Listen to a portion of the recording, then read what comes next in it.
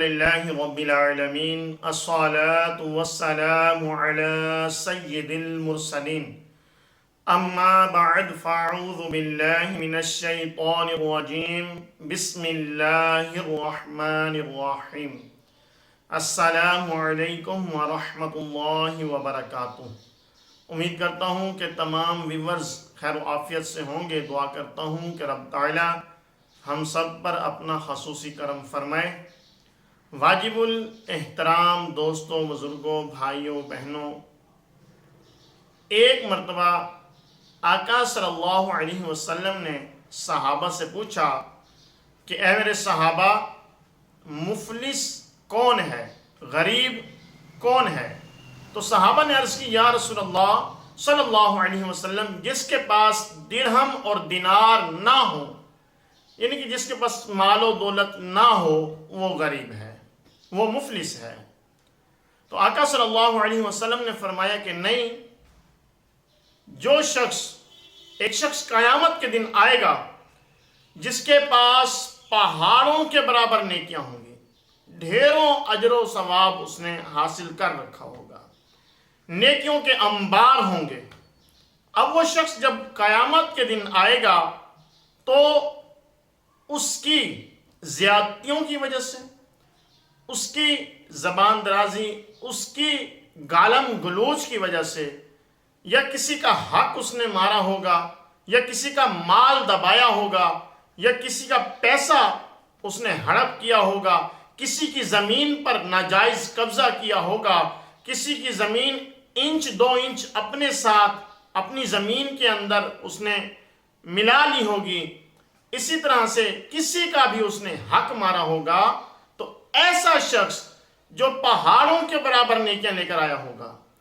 تو کل بروز قیامت اسے ان تمام چیزوں کا جو ہے بدلہ وہ دینا پڑے گا۔ اب غور کریں، آج ہم گالم گلوچ کو بہت ہی چھوٹی بات سمجھتے ہیں، اور آقا صلی اللہ علیہ وسلم نے فرمایا کہ جو گالم گلوچ کرتا ہوگا، کسی کو گالیاں دیتا ہوگا، مال ہڑپ، یہ سب کچھ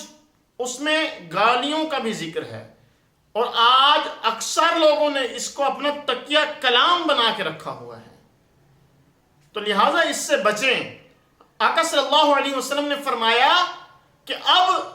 یہ جو شخص ہوگا، حاجی ہوگا، نمازی ہوگا، متقی ہوگا، پرہیزگار ہوگا، اس نے جو ہے کئی حج کیے ہوں گے، عالم ہوگا یا قاری ہوگا، اگر اس نے کسی کا حق مارا ہے یا گالی دی ہے یا قبضہ کیا ہے، تو اللہ تبارک و تعالی اس کو حکم دے گا وہ اپنی نیکیوں میں سے نیکیاں ان کو دے کر وہ ان کا اعادہ کرے گا، وہ اپنی جان چھڑوائے گا۔ لیکن جب اس کی نیکیاں بھی ختم ہو جائیں گی، اب اس کے پاس کچھ نہیں ہوگا،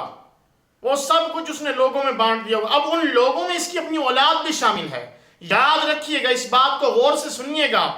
اس میں اس کی اپنی اولاد بھی شامل ہے، اس کی اپنی بیوی بھی شامل ہے، یہ سب شامل ہیں۔ کیوں؟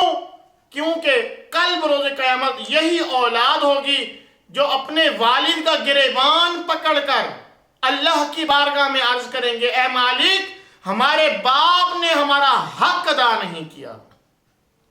اب باپ کہے گا، اے مالک و مولا، میں نے ان کے تمام حقوق ادا کیے، میں نے ان کو اچھی سے اچھی تعلیم دی، اچھے سے اچھا پڑھایا، اچھے سے اچھا کھلایا، اچھے سے اچھا پہنایا، ہر طرح کی سہولیات انہیں میں نے دیں، اور پھر ان کی اچھی جگہ پہ شادی کی، لہذا میں نے اپنے حقوق ادا کر دیے۔ تو اب اولاد کہے گی کہ اے مالک و مولا، یہ خود تو نماز پڑھتا تھا، ہمیں نماز کا نہیں کہتا تھا، یہ خود تو روزے رکھتا تھا، ہمیں روزوں کا نہیں کہتا تھا، بلکہ کہتا تھا ابھی ہمارے بچے ہیں، یہ چھوٹے ہیں، ان کی صحت خراب ہو جائے گی، ہمیں روزے نہیں رکھواتا تھا، یہ خود تو حج کرتا تھا، ہمیں حج تلقین نہیں کی، حج کے فضائل نہیں بتائے، اس نے ہمیں دنیا کی تعلیم دی، لیکن اس نے ہمیں دین کی طرف بالکل نہیں لگایا،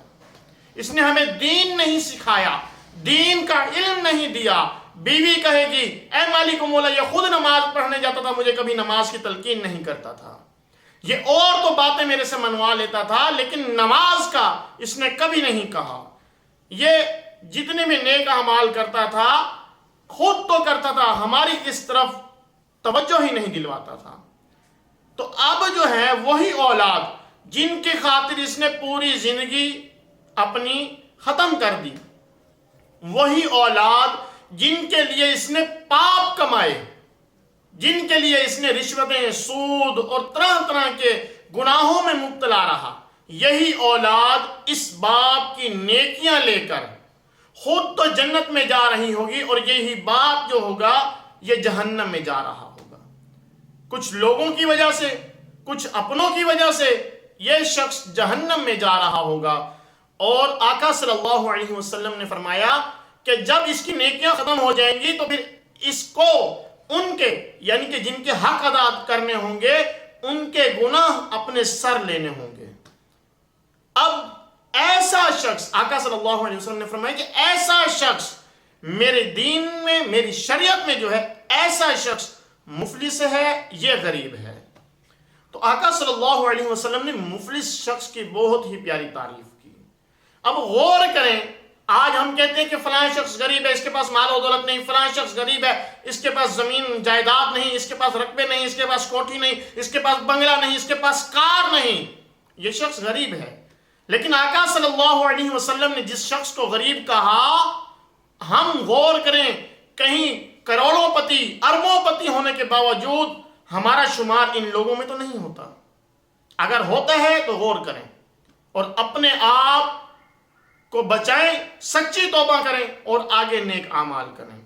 اور پھر فرمایا کہ کل بروز قیامت ایسا شخص جس نے کسی کے 3 پیسے دینے ہوں گے، 3 روپے نہیں بات کی، 3,000 کی بات نہیں کی، 3 لاکھ کی بات نہیں کی، 3 کروڑ کی بات نہیں کی، 3 ارب کی بات نہیں کی، بلکہ فرمائے کہ جس نے کسی کے 3 پیسے دینے ہوں گے، کل بروز قیامت ایسے شخص کو اپنی 700 نمازیں، اور وہ بھی باجماعت پڑھی ہوئی، اور وہ بھی جو اللہ کی بارگاہ میں قبول ہوئی ہوں گی، وہ نہیں کہ جو ریاکاری کی وجہ سے قبول نہیں کی گئیں، جو کسی وجہ سے قبول نہیں کی گئیں، ایسی نہیں، بلکہ جو قبول کی گئی ہوں گی، ایسی 700 نمازیں 3 پیسوں کے بدلے میں دینی پڑیں گی۔ آج ہم نمازیں پڑھتے نہیں، اگر پڑھتے بھی ہیں تو ہمیں پتہ ہی نہیں قبول بھی ہیں کہ نہیں۔ تو غور کریں، اب اگر کوئی اس چیز کو سوچے، غور کرے، تو خود بخود وہ کسی کا مال ہڑپ کرنے سے، پیسہ دبانے سے خود بخود ہی بچنے لگ جائے گا۔ اور پھر ایک اور مقام پر ایک روایت میں مفہوم ملتا ہے، جس کا مفہوم میں عرض کر رہا ہوں، کہ فرمایا کہ کل بروز قیامت جو شخص کسی کا ایک گندم کا دانہ اس نے توڑا، گندم کا دانہ توڑ کر اس کو بھروڑا، اس کو مسلا، اور اس کی جو توڑی ہے اس کو پھونک مار کے اڑا دیا، اور اس کا جو دانہ ہے اس کو کھا لیا، کل بروز قیامت اس توڑی کا، جس کو اڑایا تھا، اس کا حساب الگ سے دینا پڑے گا۔ جو دانہ منہ میں رکھا، اس کو کھایا، اس کا حساب الگ سے دینا پڑے گا۔ وہ لوگ غور کریں جو راستے میں جاتے ہوئے کسی کی فصل سے کوئی نہ کوئی چیز توڑ لیتے ہیں اور کھا لیتے ہیں۔ کوئی فروٹ کا پودا ہے، کوئی درخت ہے، آم ہے، سیب ہے، کوئی بھی چیز ہے، اس کو توڑ لیتے ہیں اور کھا لیتے ہیں۔ اگر کوئی راستے میں چیز پڑی ہے تو اٹھا لیتے ہیں اور کھا لیتے ہیں، اور کہتے ہیں کہ ہمیں اللہ کی زمین سے ملی ہے۔ تو وہ بھی اللہ کا بندہ ہی ہے جس کی وہ چیز ہے، کل بروز قیامت اس کا بھی حساب دینا پڑے گا۔ تو اس چیز سے بچیں۔ دعا ہے کہ رب تعالی ہمیں ان گناہوں سے بچنے کی توفیق عطا فرمائے، اور اللہ تبارک و تعالی ہمیں لوگوں کا حق مارنے اور ریاکاری اور اسی طرح سے اپنے بچوں کی اچھی پرورش کرنے کی توفیق عطا فرمائے۔ آمین آمین بجاہ النبی الامین صلی اللہ علیہ وسلم۔ السلام علیکم ورحمۃ اللہ وبرکاتہ۔